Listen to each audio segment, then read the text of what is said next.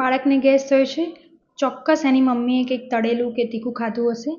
બાળકને પીળો થઈ ગયો છે, તો ચોક્કસ એની મમ્મીએ કંઈક પીળા કલરનું અથવા હળદરવાળું વધારે ખાધું હશે.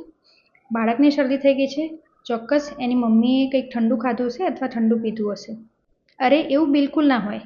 જ્યારે મધર કોઈ પણ ખોરાક ખાય છે એ તો એના પેટમાં જઈને એનું પાચન થાય છે, એનું એબ્ઝોર્પ્શન થઈ જાય પછીથી એમાં જે પોષક તત્વો છે એ એના બ્લડમાં જાય છે.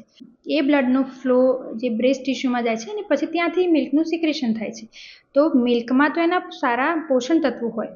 મધરને કંઈ ખાધું છે અને એ ખોરાકમાંથી ગેસ છે એ લોહીમાં જઈ અને દૂધમાં નથી જતો. એટલે દરેક વસ્તુમાં આપણે જે મધરને બ્લેમ કરીએ છીએ તે કરવાનું બંધ કરો.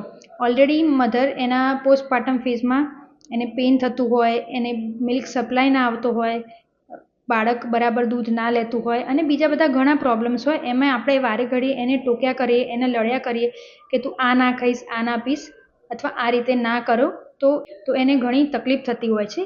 એટલે પ્લીઝ આ બધું વિચારવાનું બંધ કરો અને મધરને બધો જ પોષણયુક્ત ખોરાક આપો કે જેથી બાળકના દૂધમાં પણ બધું જ ન્યુટ્રિશન મળી રહે.